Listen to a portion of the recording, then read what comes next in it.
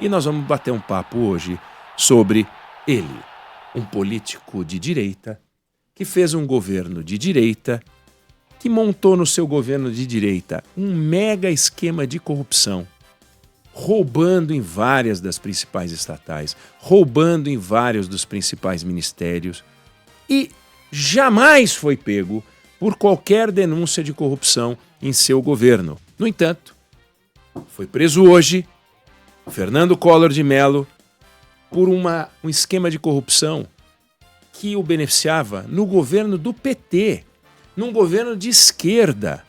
Porque depois de ter derrotado o PT na primeira eleição democrática de 1989, a primeira eleição depois de um regime militar de 20 anos, ter derrotado o PT, ele virou base política do PT, viraria no governo Lula, principalmente no governo Dilma, comandava uns cargos, recebeu uma grana e por isso foi preso. Então é uma história extraordinária. Alguém que teve o seu próprio esquema de corrupção de direita e foi preso por um esquema de corrupção da esquerda, da qual ele era beneficiário e recebeu uma boa quantidade de dinheiro, incomparável com o esquema que ele montou no governo dele, do qual ele se safou. É extraordinária a história e a trajetória de Fernando Collor de Mello, alguém que sofreu o primeiro processo de impeachment da história desse país, alguém que votou a favor do segundo processo de impeachment da história desse país, no governo Dilma, governo que o beneficiou, governo que fez uma fortuna para ele, governo pelo qual ele ganhou muito dinheiro com cargos na BR Distribuidora, no governo Dilma, e votou a favor do impeachment da Dilma. É fantástico. Alguém que perdeu o cargo e sofreu um processo de impeachment por documentos obtidos graças a uma lei que ele aprovou.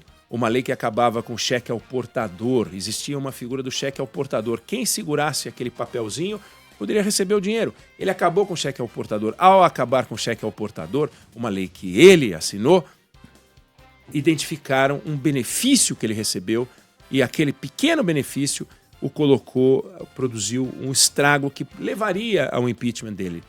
E por uma lei que a Dilma aprovou, que foi a lei da delação, graças à delação e graças à tecnologia, Fernando Collor de Mello caiu. Eu queria aproveitar, não sei se a gente tem o ponto, em que Fernando Collor, com uma voz extraordinária, uma impostação de voz incrível, ele vota a favor do processo de impeachment. Não é o trecho em que ele fala que vai votar pelo impeachment dela, mas ele faz uma sustentação, tentando comparar o processo dele com o processo dela, mas ele fala, você vai ouvir, como se ele fosse uma pessoa que tivesse tentado ajudar bastante, não como se ele fosse o beneficiário da corrupção que aconteceu naquele governo. Vamos ouvir? É um trechozinho rápido. Ruínas de um governo. Desde o início deste governo, fui ao longo dos anos a diversos interlocutores da presidente para mostrar os problemas que eu antevia. Alertei-a sobre a possibilidade de sofrer impeachment, mas não me escutaram. Coloquei-me à disposição, ouvidos de mercador. Desconsideraram minhas ponderações, relegaram minha experiência. A autossuficiência pairava sobre a razão.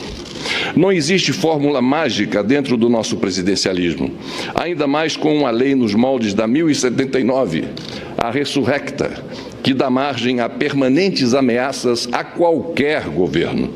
Não há como recuperar esse modelo de coalizão, de cooptação e fisiologismo que envergonham a classe política. Cooptação e fisiologismo que envergonham a classe política.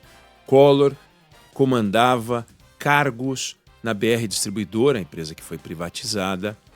Collor, que pertencia ao PTB de Roberto Jefferson, que fez a primeira denúncia que provocou o mensalão. Collor, que era o chefe de um grupo de cargos, e graças a esses cargos ele procurava e achacava e negociava com empresas privadas e fez fortuna. No governo, final do governo Lula e governo Dilma. Collor que, segundo Nestor Cerveró, aquela pintura que apareceu em vários depoimentos e numa delação, dizia que Collor havia negociado diretamente com a presidente Dilma Rousseff o controle da BR Distribuidora, que era uma grande contratante de serviços e oferecia os seus serviços. E as empresas, para obter serviços, pagavam. Para quem? Para ele, Fernando Collor. Recebeu malas e malas de dinheiro, tudo documentado. E aí é muito interessante, porque Collor caiu pela delação e Collor caiu pela tecnologia, Sandro Badaró. Porque no tempo em que ele foi presidente, 1990, 1992,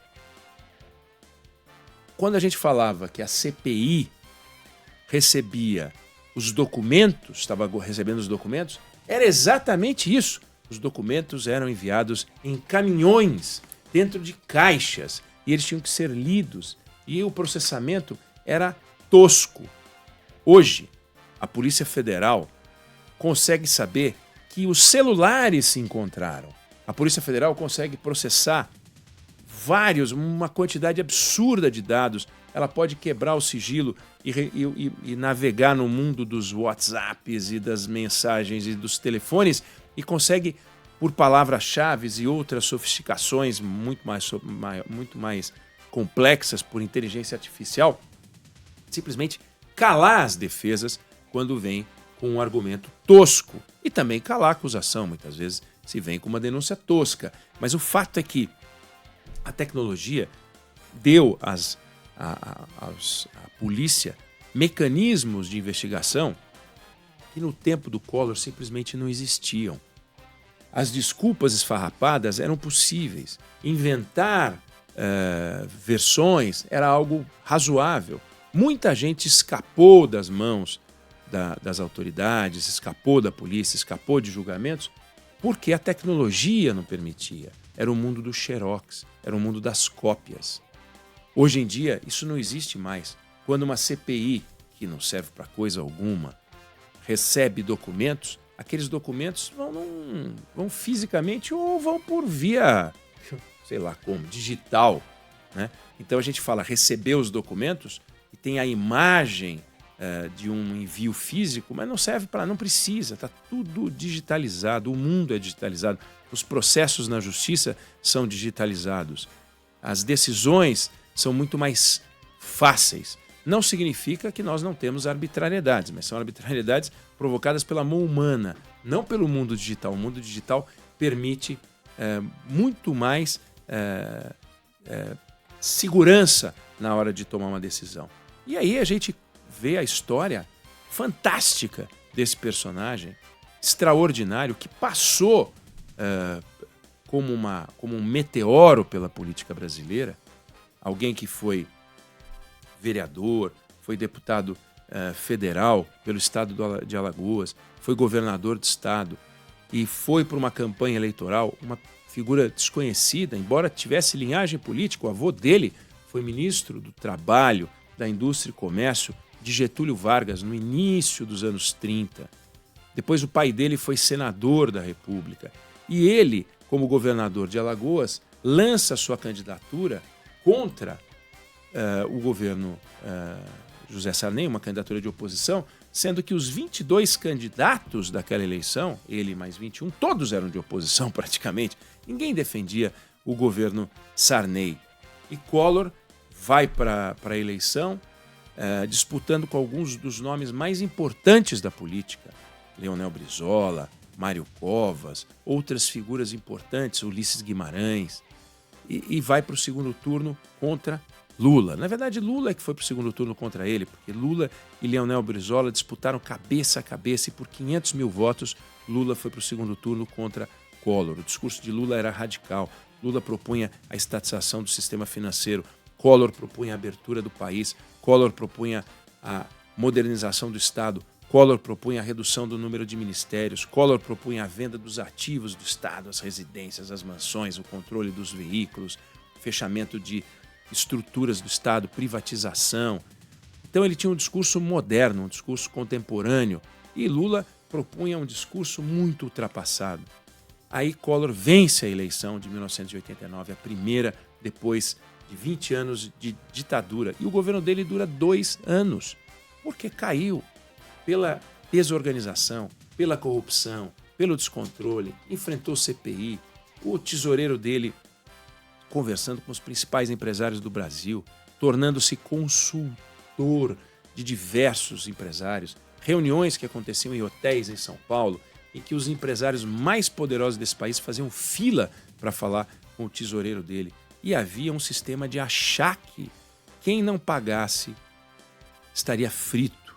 E Fernando Collor de Mello assim tocou o seu governo, fazendo dinheiro e tentando organizar uma base. Começou governando de costas para o Congresso. Aquilo que todos os governantes cometeram de erro, ele cometeu de erro também.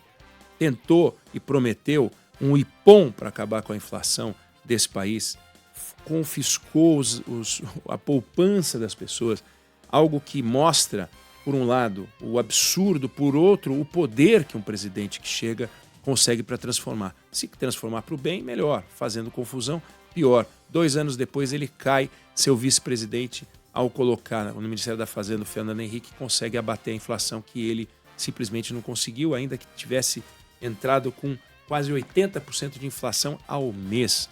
Uma história impressionante. Aí ele sofre o processo de impeachment, fica com os direitos políticos, fica cassado com os direitos políticos suspensos, impedido de disputar a eleição por 8 anos, e daí ele tenta ser governador de Alagoas de novo, não consegue, volta como senador da República, e o partido dele, o PTB, vai para a base do PT, que ele derrotou. Vai para a base do governo Lula, que ele derrotou. E aí a gente passa a ver depoimentos, declarações de Fernando Collor de Mello a favor de Lula, declarações e depoimentos de Fernando Collor a favor de Dilma Rousseff.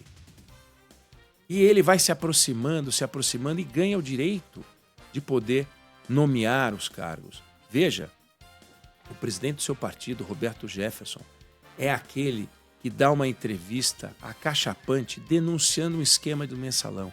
Depois do Mensalão veio o Petrolão, os esquemas e os escândalos do governo do PT. Os 2 políticos que chegaram à final de 1989, Collor e Lula, os 2 foram condenados por corrupção. Os 2 foram condenados por corrupção. Lula foi preso, condenado em primeira instância, em segunda instância, em terceira instância, cumpriu pena de prisão em Curitiba. E Fernando Collor solto, já alvo de um processo, e vai tocando o processo e ao mesmo tempo montando dinheiro, né? Montando uma estrutura financeira. E a diferença entre os 2, Lula estava na primeira instância, Collor foi condenado já na última instância. Todo o processo dele correu, porque ele era senador, no momento em que os fatos aconteceram, correu no Supremo Tribunal Federal. Então, Lula pôde ter todas as alternativas de quem é julgado na primeira instância e o Supremo Tribunal Federal anulou as decisões tomadas pela 13ª Vara de Curitiba, porque o juiz não seria o juiz natural. O Sérgio Moro não era o juiz natural. Ele escolheu o réu. Não foi o réu que caiu na vara naturalmente. Então foi anulado. Lula volta à presidência da República. Collor não terá o mesmo desfecho. Collor, aos 75 anos de idade, condenado a 8 anos de prisão, obviamente vai poder, em algum momento, com o sexto da pena, não é uma pena de crime hediondo, denúncia de corrupção, condenação por corrupção, ele vai poder pedir a progressão da pena, vai ter o regime semiaberto, podendo dormir na cadeia e passar os dias fora, depois alguma alternativa domiciliar. Mas não há futuro para ele político. 75 anos, 8 anos de condenação. A legislação eleitoral diz que a ficha limpa, a ficha só fica limpa depois de 8 anos ao final do tempo de condenação. Então você tem que somar 16 anos a 75 anos. Não faz o menor sentido considerar que Collor volta. E Collor, em nenhum momento, depois que deixou a presidência da República, voltou a ser um personagem grande, voltou a ser um personagem importante que gerasse uma corrente de pensamento. aquilo que ele pregava no início do governo dele, que era extremamente moderno, extremamente contemporâneo, se perdeu porque ele tinha dentro dele Jekyll e Hyde.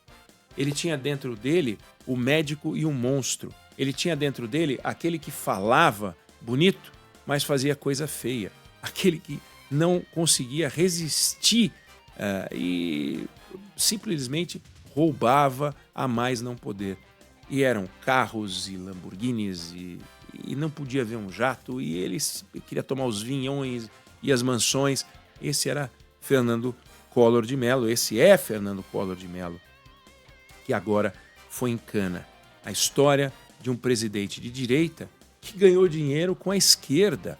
A história de um grande, ou que poderia ter sido um grande líder de direita, que virou um pequeno capacho da estrutura de poder da esquerda. E dentro daquele pequeno capacho da estrutura de poder da esquerda, ele se enriqueceu, mas ganhou ainda mais dinheiro com malas e mochilas. Ou seja, uma vergonha para qualquer biografia. Ao mesmo tempo, traduz um pouco do que é essa nossa política, sem ideologia, sem lado, sem liderança, sem propósito, sem valores, sem princípios. O único propósito de muitos desses nomes que a gente vê por aí é se locupletar. Eu quero é se dar bem, eu quero é ganhar o meu. E assim termina a carreira de Fernando Collor de Mello, preso pela delação, preso pela tecnologia. Sobreviveu ao governo corrupto que ele montou e caiu por numa gestão corrupta também, numa estrutura corrupta da esquerda, seus principais adversários. Não sei se você concorda ou discorda, mas essa é a visão que eu tenho sobre o assunto.